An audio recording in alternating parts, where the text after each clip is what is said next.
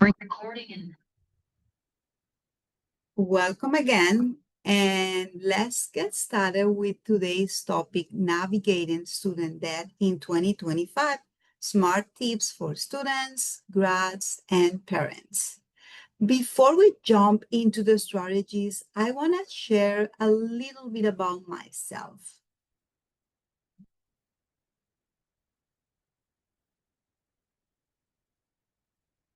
As I said, my name is Alexandra, and I wear two hats at Credit Canada. I'm an education program lead and a credit counselor. I've been working in financial education and counseling since 2017, after spending over 25 years in the banking sector. I have two amazing adult children who live in Toronto, and I live in London with my elderly mom and our very vocal bird. Outside of work, I love walking, biking, and spending time in nature. Before Credit Canada, I was a money counselor at Mohawk College, helping students navigate their finances and financial challenges. And let me tell you, if you've ever felt overwhelmed by money, you're definitely not alone.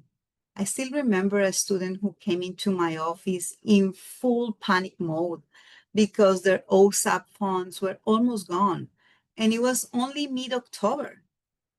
He wasn't irresponsible, he just hadn't anticipated how quickly expenses add up. Stories like these are common, and they are exactly why I love doing sessions like this one. Because personal finance is not about perfection, it's about having the right tools, having a plan, and support to feel more confident and in control. I'm excited to have a co-facilitator for this 4 p.m. session, Amanda Round from Amanda Round. I'm going to pass it over to Amanda so she can introduce herself. Hi, thanks for having me. My name is Amanda Round.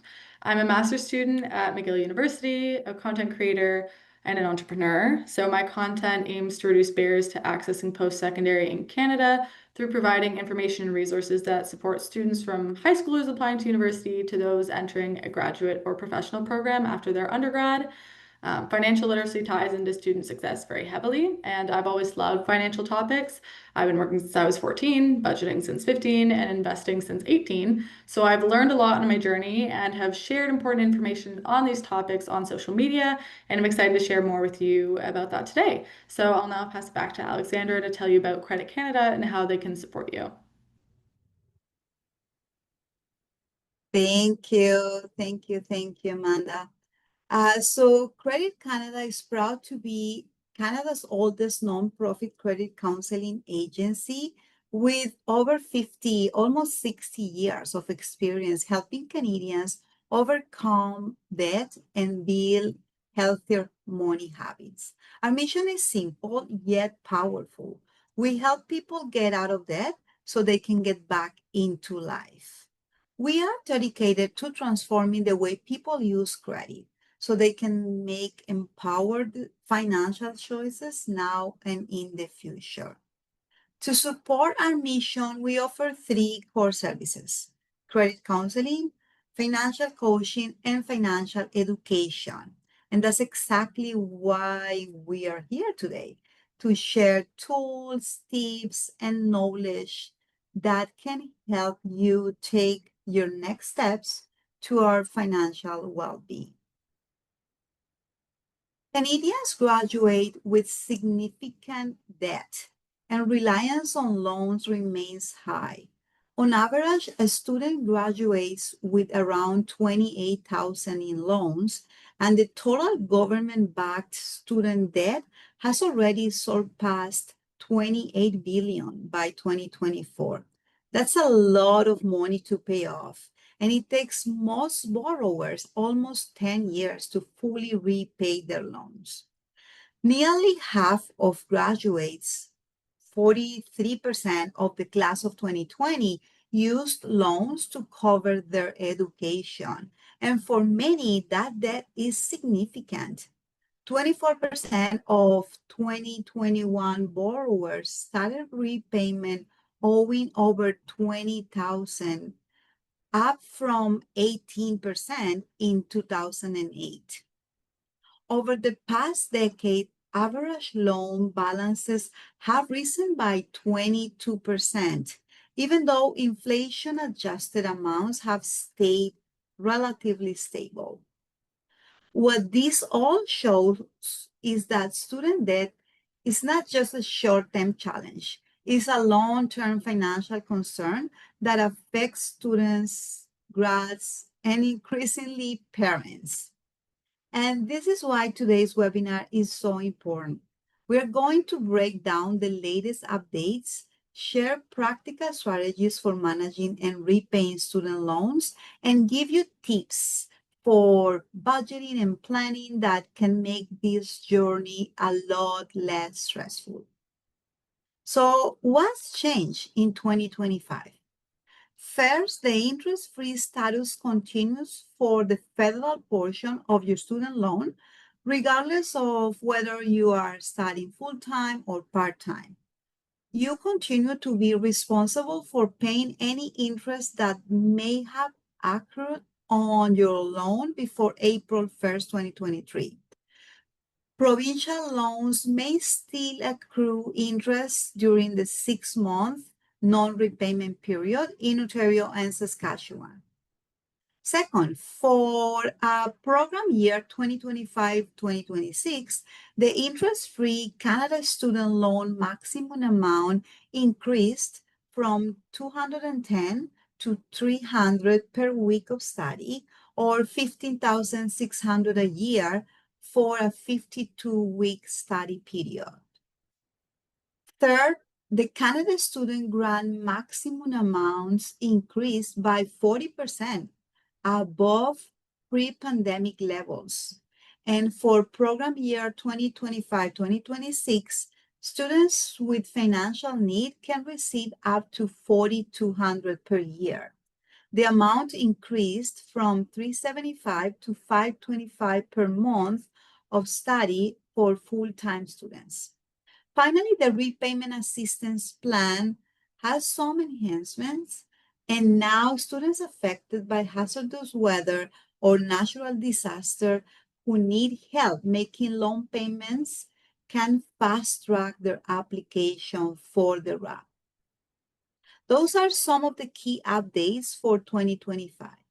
Now I'm going to pass it over to Amanda, who will share practical tips and strategies for borrowing smart. Thank you. Think on the next slide, there we go. So this next section is all about borrowing smart. Before you take on debt, it's important to pause and consider your options. For many students, loans are just a part of the journey, but the way you approach borrowing can make a huge difference in how manageable things feel after graduation, which may seem far away, but from experience, I can tell you it creeps up on you, and it is so helpful for post-grad life to graduate with the least debt as possible. So we'll start by looking at the difference between government and private loans because not all debt is created equal. Then we'll move into some simple but powerful strategies to manage your borrowing wisely and explore other funding sources to help lighten your debt load because every dollar you don't have to pay now is one less dollar you have to repay later. Okay. Perfect. So borrowing is more than just getting money for school. There are a lot of terms attached to that money. So government and private loans might look similar on the surface, but the details can affect how much you pay back later. So we're going to take a look at how they compare. So for payments in school for government student loans, there are none. As long as you're enrolled full-time, repayment is automatically deferred.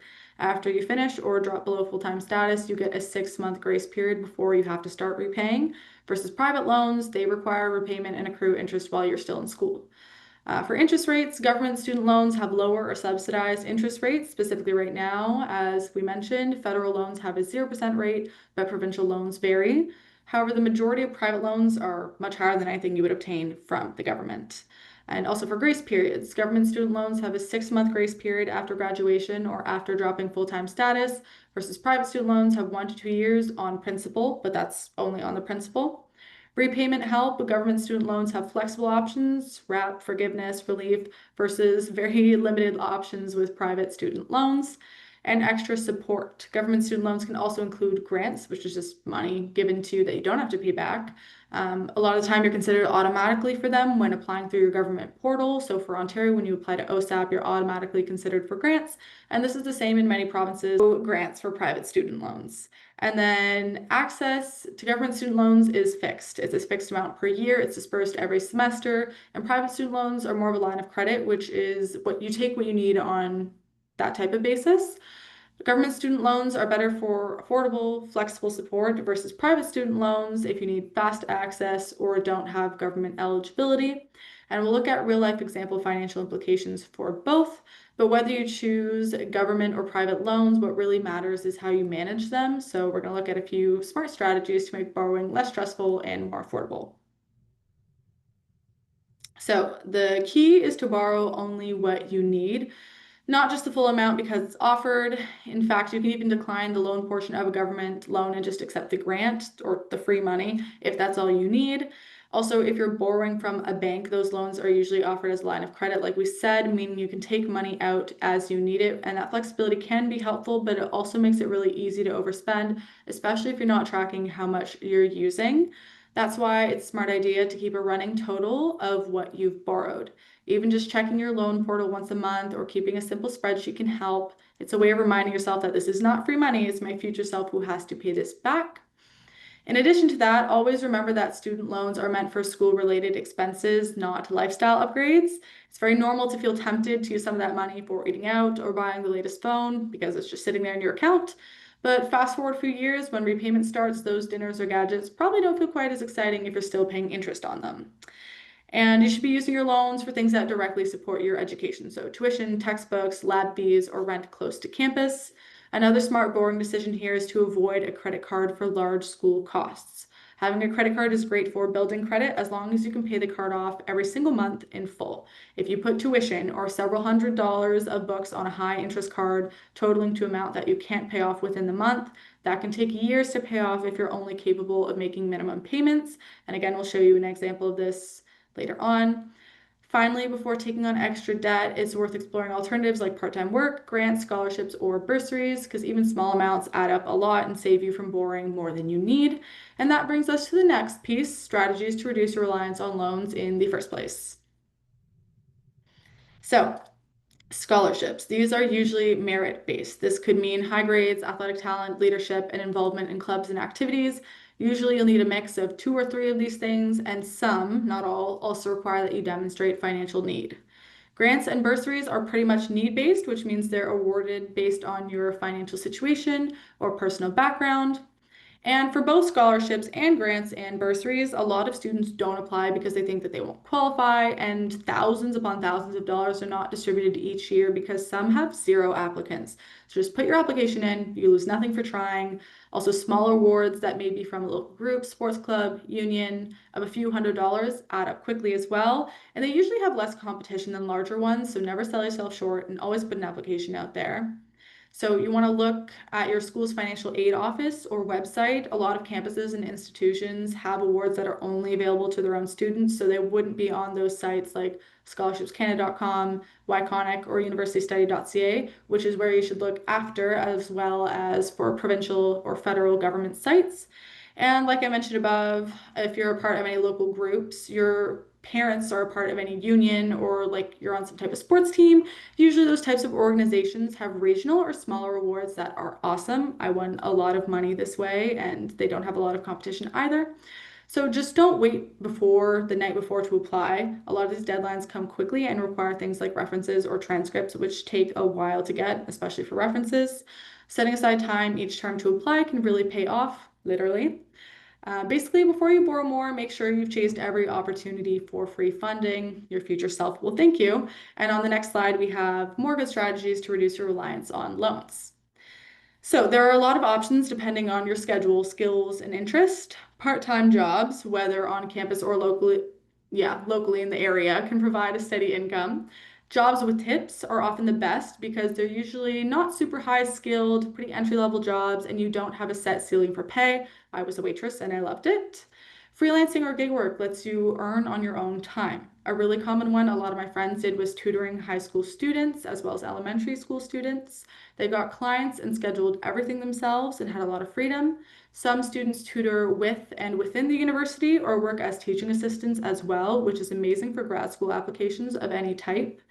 And if you have a hobby or talent, coding, art, music, even public speaking, you can definitely monetize that as well, coming from someone who has. And finally, paid co-op placements and internships are another win-win. You get real-world experience and income to offset loans. People usually do this in the summer, and I would recommend trying to at least have one or two positions like this throughout your degree, not just for improving your personal finances, but also hireability after you graduate. So let's finish this section by looking at a real-life example. So here we're going to imagine a student who needs to borrow $10,000 to cover the cost of a one-year program. They have different options available. We have OSAP, a student line of credit from a bank, or a credit card. We also include the scenario where the student is able to pay with grants or savings, so you can clearly see the differences across the board. On this chart, you can see how much interest builds up during school and grace period, what the monthly payments look like once repayment starts, and the total amount paid back over roughly 10 years. With OSAP, thanks to the mix of federal and provincial loans, which are about like an 80 to 20% split, and 0% interest for the federal portion, the total repayment is about $10,776.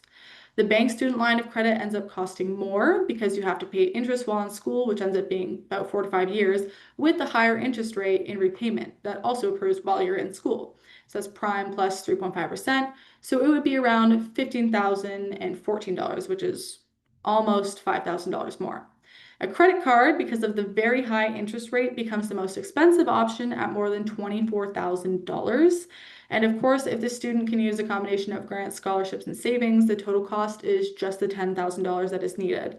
This makes it really clear the way you choose to fund your education costs has a huge impact on your financial future, and most students will have to pay a lot more than $10,000 in total, so these differences become even more exaggerated with increasing costs. So that wraps up our section on borrowing smart. Now I'll hand it back to Alexandra, who's going to walk you through what happens after graduation and how to manage repayment effectively. Thank you, Amanda. Yeah, so let's talk about repayment. Student loans can feel overwhelming when you first graduate, but repayment doesn't have to be scary. With the right knowledge, you can move forward confidently and keep your future plans on track. We'll start by looking at the life cycle of a government student loan. What happens while you are still in school, during the 6-month grace period, and when repayment officially begins. So there are 3 key stages. The first one is in study. While you are in school, your loan is interest-free and no payments are required. Just remember to confirm your enrollment each semester. You move into non-repayment when you have completed your program, or you're no longer registered in school, or your enrollment is not confirmed. This is a 6-month period. For example, if you finish in April, your grace period is May through October. No payments are required, but in Ontario and Saskatchewan, interest starts to accrue on the provincial portion, prime plus 1 in Ontario, prime in Saskatchewan. You can pay this interest as a lump sum or let it be added to your balance. If you own a new business in Ontario or work or volunteer for a nonprofit, you may extend this grace period another 6 months. Then let's move into repayment. That begins at the first day of the 7th month after school. In our example, that will be November. You will get notified. So keep your National Student Loan Service Center contact information updated. If they have your banking details on file, the payments will start automatically. So now let's look at what you need to know once repayment begins. Repayment, as I said, can feel overwhelming, but understanding your options makes it more manageable. So this is what you need to do. First, review your loan details. Before repayment starts, check your NSLSC inbox for your repayment summary. Note your balance, interest type, payment amount, and due date. You can also choose your payment method. I recommend you to set up pre-authorized debit to avoid missed payments, but you can also pay online through the National Student Loan Service Center website, or you can pay through your bank online or mobile banking, or you can even send checks. Then I recommend you to customize your terms, change your payment frequency, due date, or make extra lump sum payments anytime. Just remember that lowering your payments mean more interest over time. Then I just want you to be aware that if you miss payment, that is going to have an impact on your credit. So try to stay on track to protect your credit. As I said before, if you have your payments taken out of your account automatically, that's the easiest way to avoid late fees. Then let's talk about repayment assistance. If you are struggling, you can apply for the RAP or the RAP for disabilities or for people with disabilities. They can reduce payments or even set them to zero temporarily. Great resource. Then I have medical and parental leave. If you need a break, the federal loans allow payment pauses for medical or parental leave. You need to check your province for coverage. Then we have that family doctors and nurses in rural or remote areas may qualify for federal loan forgiveness, and some provinces offer extra support. And finally, ask for help early. If things get tough, don't wait. Contact the National Student Loan Service Center right away to discuss your options. Okay, now you know the basics of how repayment works. So let's go one step further and look at strategies that can help you stay ahead and pay off your loans faster. This next section is called repayment strategies that work. I'm going to show you all of them. The first one is think about starting early by making small payments during your grace period. This helps reduce the interest before it builds. Next, automate your payments. We talked about that before. This is one of the easiest ways to avoid missed deadlines and protect your credit. If you can, consider switching to bi-weekly payments instead of monthly. That small change can help you pay off faster and cut down on interest. Whenever possible, put extra money on your loans, like tax refunds or bonuses, just straight toward your loan principal, especially where the interest rate is highest. I actually recommend, if you can, pay first the provincial loan if you are in Ontario or Saskatchewan, the provincial portion, because they are charging you interest. The federal portion is 0% interest. And when you are tackling multiple debts, focus on high interest debt first, like credit cards or private loans. And only consolidate your student loans if it actually saves you money. You need to be aware of the interest rate that you are currently paying and the one that the consolidation loan is going to have. Finally, remember that your plan is not set in stone. Review your options. If your income changes, your situation changes, you have some changes in your life, just review and make changes accordingly. Okay, so we have covered everything. What's new in 2025, strategies for students to borrow smart and manage repayment. But there's another important part of the story, parents.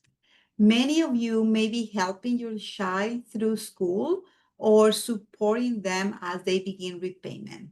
That's a big responsibility, and it can come with its own financial challenges.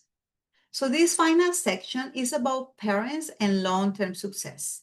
We will share practical ways you can guide and support your children on their journey, while also protecting your own financial future.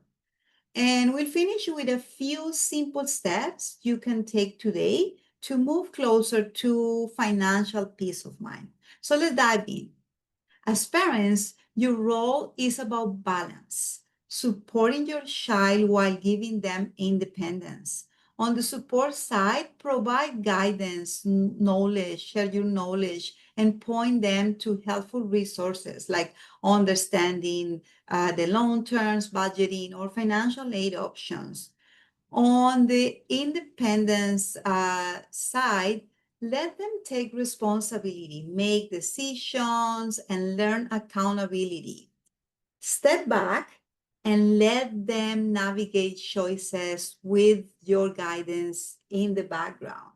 Because too much support can limit their confidence, but too much independence can feel overwhelming. So striking this balance helps your child build long-term financial skills while protecting your own financial well-being. Of course, balance looks different for every family. To make this real, I have some practical ways parents can support their kids without putting their own long-term stability at risk. Let's start with RESP withdrawals. If you're using an RESP, start with grants first and think about tax smart planning to get the most out of your savings. And if your child doesn't have an RESP yet, it's not too late. Adults can open one for themselves. If they were born in 2004 or later, they may even qualify for the Canada Learning Bond up until the age of 21.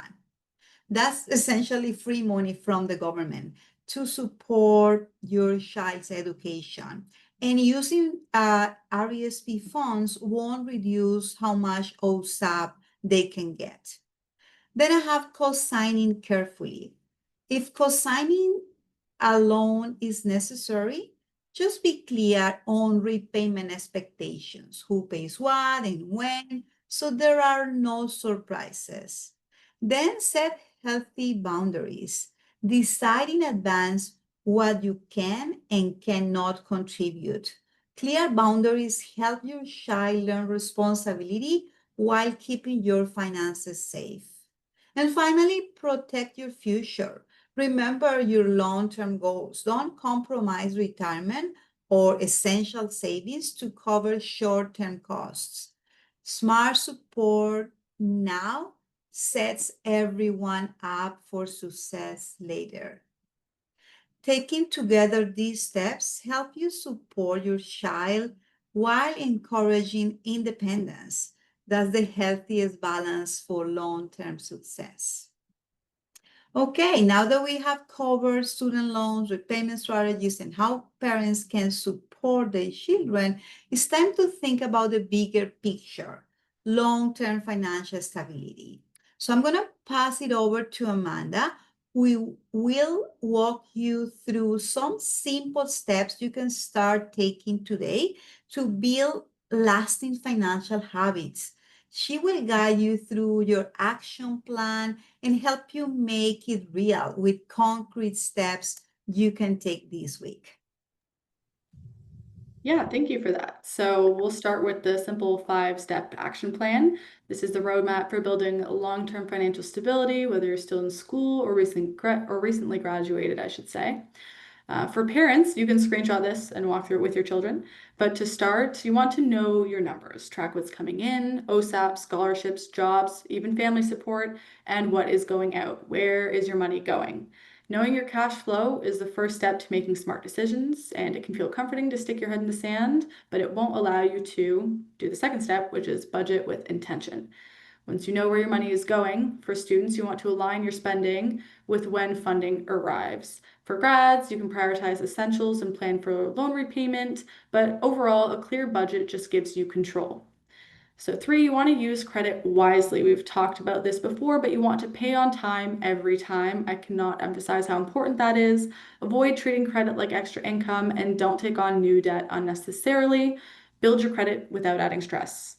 And 4, build savings. Start with an emergency fund and a savings to spend account for irregular expenses. And once that's in place, you can plan for bigger goals.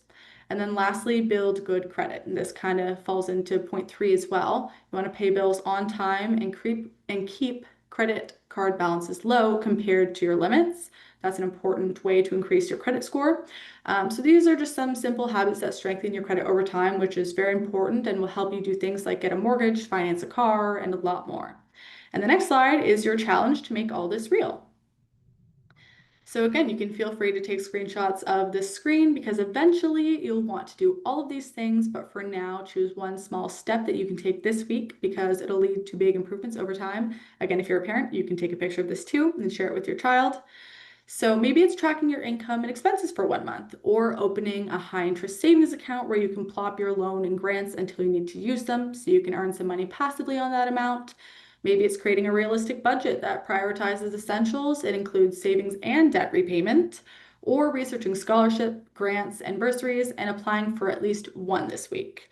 Small steps add up, and starting now sets you on the right path. And that basically brings us to this section closed. In a second, I'll pass it back to Alexandra to share some resources and tips to help you move forward with confidence, but not before I share another resource of mine with you. So I have been doing coaching and mentorship for students for quite some time now, just by request, but I'm now opening it up to anyone who is preparing for or who is in university. If you're a student applying this year or a parent with a child who is, I help students choose programs and universities that meet their goals, both academic and career-wise, consolidate preparatory timelines for applications for my students, and work with them to improve any written applications. So think like supplementary essays, etc. I also do interview prep to make sure that these extra applications reflect both your potential and the qualities committees prioritize. I've won over $50,000 in scholarships myself, speak to admissions committee for both programs in universities and scholarships regularly. I gained admission to one of the top undergraduate programs in Canada, and I'm now at the second best university in the country doing graduate research, as a few of other qualifications, including reaching literally millions of people through my advice on social media every month. I also help students find scholarships and awards through this program that fit their experience and skill set, build out a tailored application schedule, and help you refine essays and applications so they stand out to committees. So if you're already in school or planning ahead, I've also helped students map paths to graduation that leaves room for opportunities that support the professional or graduate school goals. So think law, medicine, master's, PhD. All the booking proceeds go directly to the Round Foundation, which is my charitable not-for-profit project, which funds scholarships for Canadian students directly. So if you're interested, I believe there will be a QR code set up to take an intake call, I think in one of the next slides. Or if you have a child that you think would also benefit from this, that'll be there. And I'll drop the link in the chat here as well as my email for my foundation if you have more questions. With that being said, after choosing your next steps from this screen, keep in mind that support is available. You're not alone on this journey. Credit Canada is here to help you keep the momentum going. And Alexandra will now share a few more words. Thank you. Thank you. That was amazing, Amanda. Thank you. I just want to share with you some other resources because financial wellness is a journey. And by being here today, you have already taken a big step. So these are some of the ways that we can help you keep building confidence and taking action. If you're feeling stuck or overwhelmed, book a free session with a certified credit counselor. We are here to help. This is our free line. If you want to access additional resources, visit our website at www.creditcanada.com for excellent resources such as calculators, budget planners, expense trackers, on-demand webinars, blog articles, and much more. If you are looking for a simple way to start budgeting, the Butterfly app is a great option and it's totally free. It was designed for newcomers, but useful for everyone. It's available in 4 languages and it can even convert your results into the currency of your home country. If you want to level up your credit knowledge, our short e-learning course, Building Credit from the Ground Up, walks you through how to build or rebuild credit. It's another free resource. Himang is putting the links in the chat so you can access all of them. This is a great resource. It's available in 7 languages. And finally, Credit Canada Gold is a free coaching program that helps you turn knowledge into action. It offers a small group coaching, accountability bodies, expert support, and 2 years of follow-up. It's scholarship-based and designed to build lasting financial habits. All right, that is it for today. I hope you gain tools, ideas, and reassurance that you're not alone in your financial journey. Now, we'd love to open it up to questions. Feel free to ask anything. I think there are a couple questions here. There's in the Q&A. They ask if they'll have an access to the recording later.